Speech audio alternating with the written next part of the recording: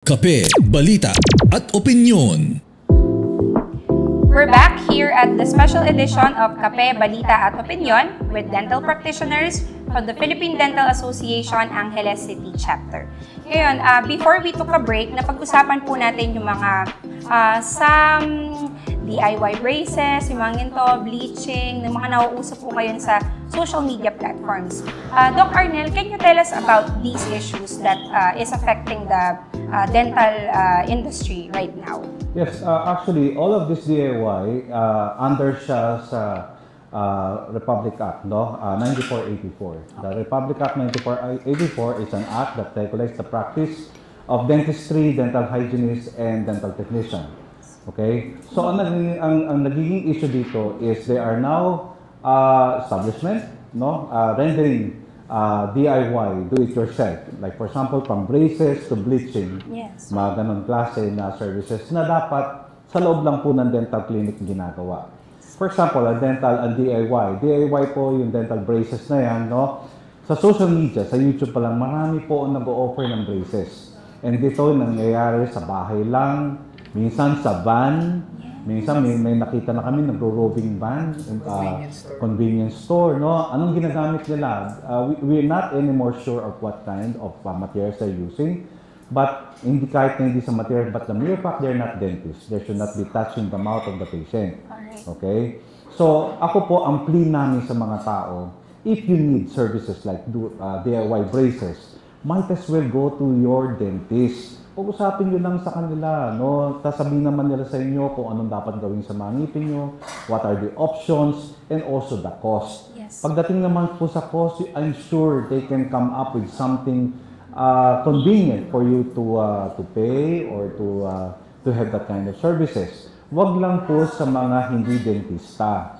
Kasi po, if something happens to your mouth, no, sino rin po ang sahabulin nyo? Wala rin. Okay, we've seen a lot of cases na nilagyan po ng braces, no, after 2 to 3 months, imbis na nag-align, nag-disalign. No, imbis na nag-strengthen, nag-weaken. No, makikita mo gumagalaw na yung mga ngipin, no, because of the braces that they place on the teeth.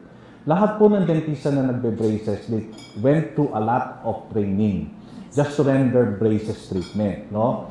And hindi po lahat ng patient candidate din sa pagbe-braces. Hindi po lahat. So all of this, I'm really telling all our members that when they render services, whatever services in the dental office, explain it very well. Para sa ganun, wala po tayong problema before and during and after treatment. No? Para sa ganun, pag lumipat po ang isang patient sa ibang clinic, he or she can tell dun sa dentista na nag-check, bakit ganun ang ginawa ni Doc so and so? Oh, because Doc, I was educated that time na ganito po talaga ang case ng aking ngipin. At ganito po dapat gawin that time. Yes. Okay? Because I believe no dentist can say na dapat ganito ang gawin dapat sa'yo, dapat ganito. That particular time, iba po ang senaryo. Iba pong dentista ang kausap, iba rin po ang strategy o ginawa ng dentista. Pag lumipat po ang isang pasyente sa ibang dentista, then dentista has to respect kung anong ginawa dati. Not unless it's already a gross negligence. Yan, pwede tayong mag-comment dyan. No? Now, pagdating naman po sa mga bleaching, ito po nagiging rampant na yung bleaching na ganyan. No? I have to tell you na meron pong overlapping of services dyan. Like for example, no, mga dental spa rendering bleaching. No, yung mga cosmeticians na nagbibigay ng bleaching services. No? We don't know what kind of material they're using. No? Basta ang target lang nila mapaputi yung ngipin.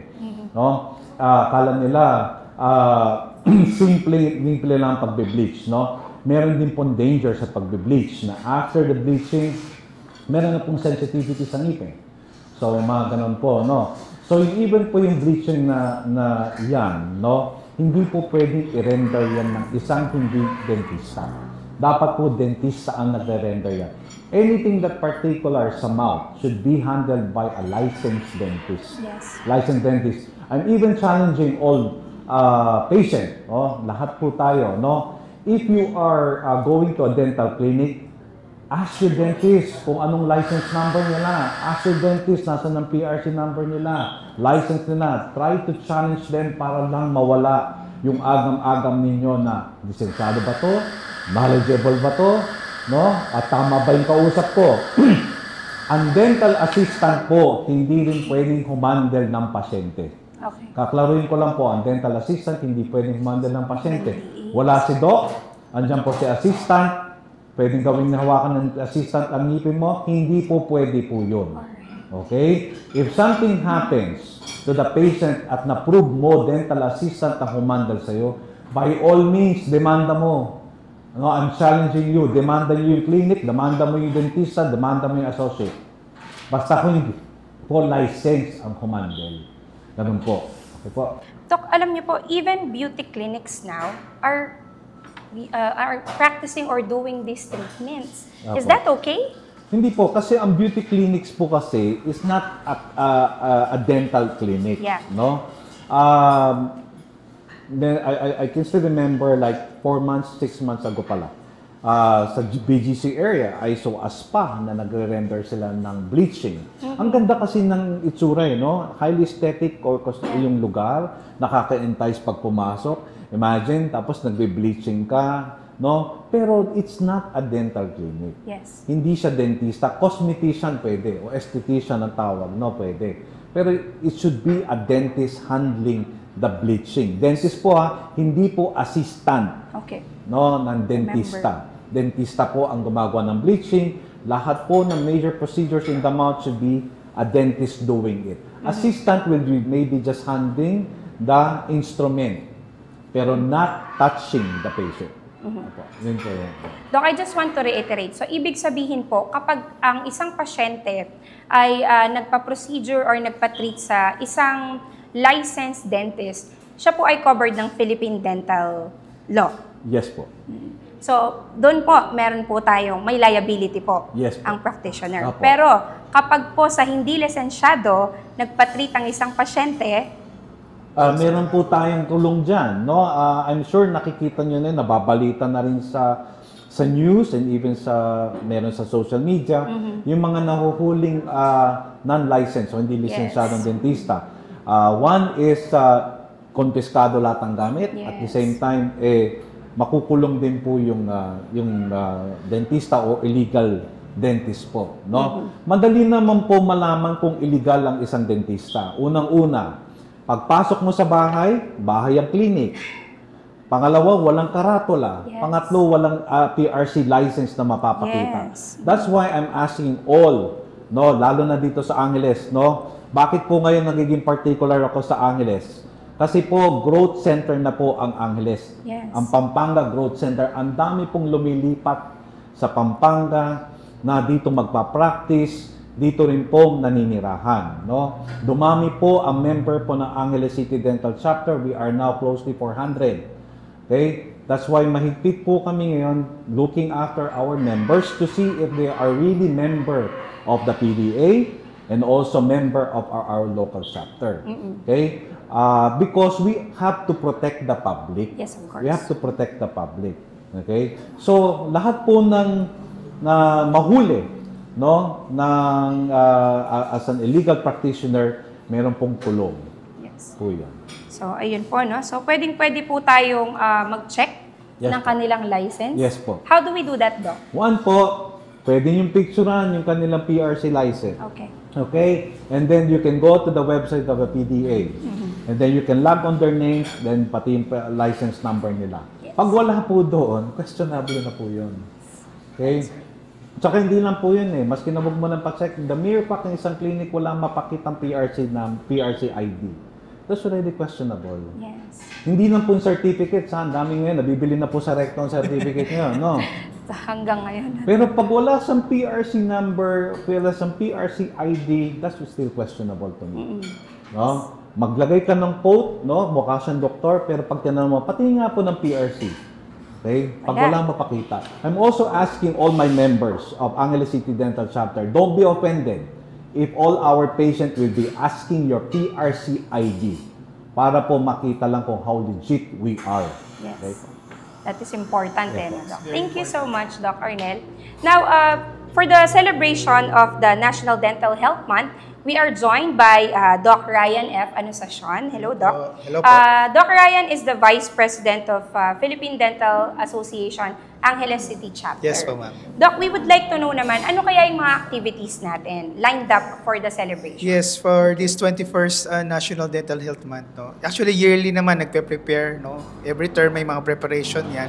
So for this year, marami kaming mga naka-line up na activities, some of which is naumpisahan na. Okay. No, we had our national kick-off of the National Dental Health Month last February 2 na ginawa po sa Manila. And then we also had our National Toothbrushing Day last February 3. Dito sa Angeles po, ginawa natin ito sa Dr. Clemente Dayrit Senior Elementary School, in which ang mga 100 students po ang naging beneficiary po ng National Toothbrushing Day po natin. Ano? And then marami pa po. Last February 6, we also had our local kick-off naman dito sa Angeles City. Nag-start po tayo ng Mass sa Holy Rosary. And then we had our breakfast salo-salo with the members of the Angeles City chapter. And then yung mga susunod pa po, these are very important activities po, yung mga susunod because we will be having our oral health promotion po, no? Yes. Oral health awareness promotion starting on February 13. Meron po tayo dyan sa Gueco Elementary School sa morning, and then sa afternoon po, meron din po tayo. And then on February 19, meron din po tayo sa Pulong Kakutod, no, Doc? Sa Pulong Kakutod, meron din po tayong school convocation dyan.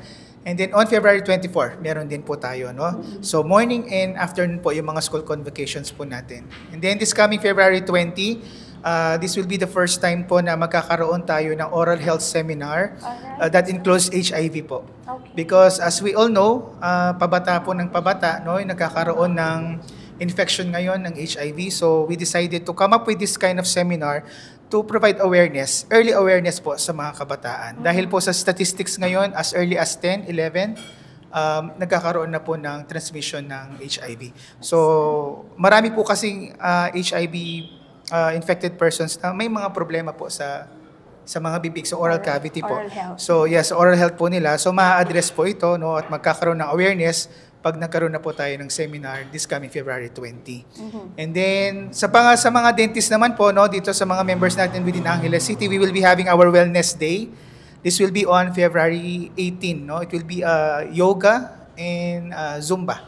Ayan, para naman po ma-relax yung mga dentist dito at mag-enjoy naman, ano? And then lastly, we will be having our culminating activity on February 27. So ito po yung mga yearly na ginagawa po ng Angeles City Dental Chapter when it comes to National Dental Health Month po. Doc, Yun. gusto ko lang itanong, sino ba yung pwedeng mag-attend sa mga seminars? Paano yung mga interested na mag-attend sa seminars? Usually po kasi ngayon nakafocus kami especially sa mga schools, no, sa mga Okay, school children.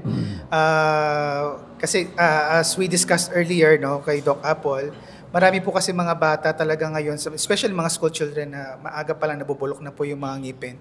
So nag-invite din po kami sa mga iba na gusto nyo join po sa amin para po makinig sa mga lectures. Ayun. So we have National Toothbrushing Day, di ba? Yes, we had that last February 3. So nung mga bata pa tayo, yung sinasabi nila sa atin is brush 3 times a day. Is Yes. that still true to this day? Ano masasabi mo, Doc? Parang hindi po siya parang brush once a day na lang ang nangyayari or minsan wala nga po no? That's why we're having ito, yung mga oral health awareness program to teach the children po as early sa mga 5, 6 years old na yung importance po ng toothbrushing. Kasi bottom line kasi para magkaroon ng healthy teeth and healthy oral cavity po is through toothbrushing po talaga. Yes. Doc, being a member of the association would also mean accountability Opo. from the part of the practitioner. Opo. Di ba, sir? And it serves as a protection naman for the patient. Yes. Yes. Because po. you can easily check yung practice Yes. ng ating member. Opo. So, yan po. This is a very informative day for us, Angeleños, kasi po marami po tayong natutunan about dental health, illegal practices, and all those things na pressing issues with our oral health. So, we'd like to thank the members of the Philippine Dental Association Angeles City Chapter, Doc Arnel, si Doc Ryan. Also with us earlier is si Doc Bianca and Doc Apple. Thank you very much for tuning in today's issue of Kape, Balita at Opinion. This has been your host, Chaka Yabyab, and let's see each other again next time. Bye! Thank you. Bye. Lager! Charis.